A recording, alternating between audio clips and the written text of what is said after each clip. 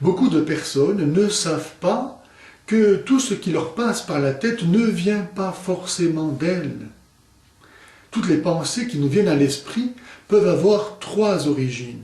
Soit elles viennent de Dieu, à nous communiquer par le ministère de notre ange gardien, soit elles viennent de notre propre esprit, suite à une réflexion, une méditation, soit elles viennent des esprits mauvais, les démons.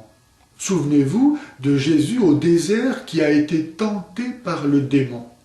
Si donc lui a eu de drôles de pensées, à plus forte raison, pouvons-nous comprendre que nous-mêmes nous en ayons.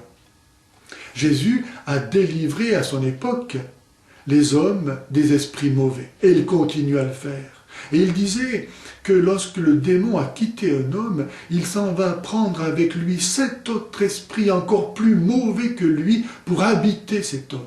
Ce qui veut dire que lorsque l'humanité a été délivrée du pouvoir du démon, si elle ne reste pas fidèle au Christ, son état final devient pire, 7 fois pire qu'avant. Et de fait, l'Apocalypse nous décrit la cité terrestre à la fin du monde comme n'étant qu'un repère d'esprits impurs. Saint Paul nous dit que les esprits rebelles sont nombreux et qu'à la fin du monde, nombreux seront ceux qui renieront la foi pour s'attacher à des esprits trompeurs. Aussi Saint Jean nous demande-t-il de ne pas se fier à tout esprit, mais d'éprouver les esprits pour voir s'ils viennent de Dieu. Si une pensée nous entretient de ce qui est agréable et plaisant au corps, il s'agit de l'esprit de la chair, qui lutte, nous dit saint Paul, contre la vie de notre esprit. Par les délectations de la chair, il veut nous faire oublier et donc perdre la vie de notre âme. Le désir de la chair, c'est la mort, nous dit saint Paul. Si une pensée nous entretient de vanité, du désir d'être honoré, il s'agit de l'esprit du monde, qui est pire que l'esprit de la chair, parce qu'il développe en nous le plus grand de tous les péchés, l'orgueil, et nous fait perdre les vraies joies que nous prendrions à contempler, non pas les choses humaines, mais les choses du ciel, par le ministère des anges et leur enseignement.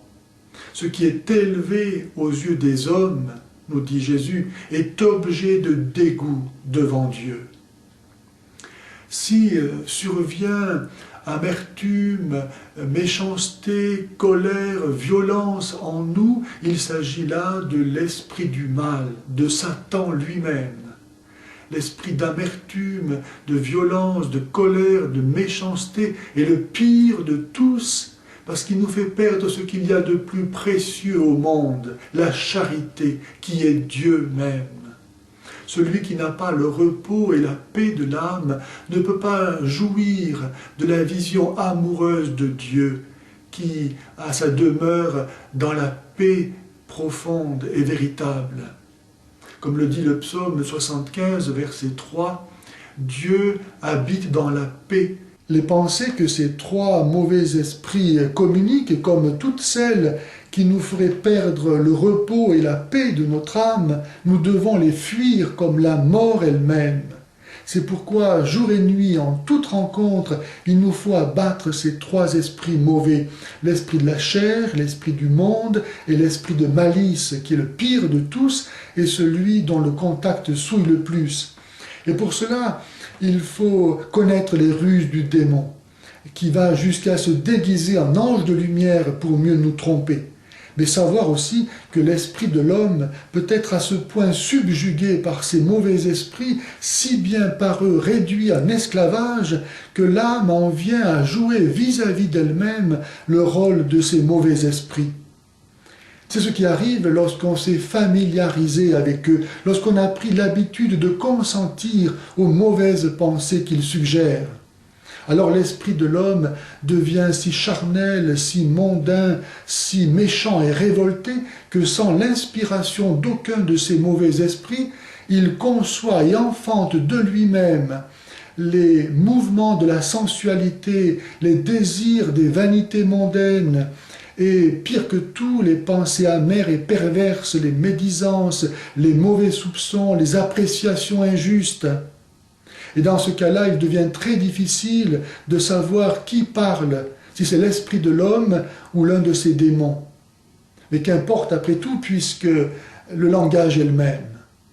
En tout cas, si c'est le démon, il faut ne pas avoir peur, car la peur est l'une des armes favorites du démon, par laquelle nous lui donnons justement le pouvoir qu'il va utiliser. Mais il faut implorer la miséricorde de Dieu et chasser ce démon au nom de Jésus. Et si vous obéissez à un directeur de conscience sage et expérimenté, vous serez fort pour repousser cet ennemi et ses attaques. Si c'est votre propre esprit qui parle, alors vous devez le reprendre vivement et gémir d'être tombé dans l'esclavage des démons. Il vous faut confesser d'avoir consenti habituellement à ces suggestions, recevoir le pardon de Dieu, et cela fait, la grâce aidant, vous pourrez recouvrer votre liberté. Votre liberté reconquise, il vous deviendra facile ensuite de discerner quel esprit parle en vous. Pour cela, ayez recours au témoignage de l'Écriture sainte, au témoignage de votre conscience, au témoignage de votre directeur de conscience, sage et expérimenté. Vérifiez que vous avez bien confessé tous vos péchés passés et en avez fait une juste pénitence. Cela étant, sachez qu'après la confession, toutes les pensées qui vous excitent au mal ne viennent pas de votre esprit, mais des démons. Et quelque multipliées, pressantes et honteuses que soient ces pensées, vous ne méritez aucun blâme à les avoir, pour peu évidemment que vous ne mettiez pas de négligence à les repousser.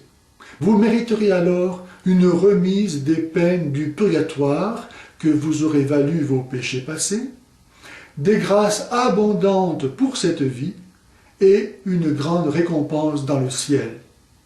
Encore une fois, la faiblesse d'une âme et l'habitude qu'elle a contractée de céder habituellement aux pressions des esprits mauvais peuvent l'avoir réduit à un tel degré de misère qu'elle remplit en véritable esclave du péché le rôle même du diable.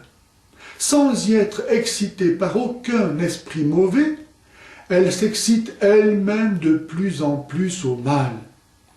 Elle n'a pas la nature du démon, mais parce qu'elle en remplit le rôle, elle mérite d'être appelée diabolique. Et malgré cette façon de faire satanique, cet assujettissement au péché, et parce que Jésus nous a délivrés du pouvoir du démon, elle peut recouvrer sa liberté, moyennant le repentir, la confession et la pénitence. Ainsi, celui que sa conduite rendait digne d'être compté parmi les réprouvés et maudits, peut trouver le salut et prendre place parmi les plus grands saints de Dieu. Gloire à Dieu qui nous a délivrés du pouvoir du démon et donné la vie éternelle.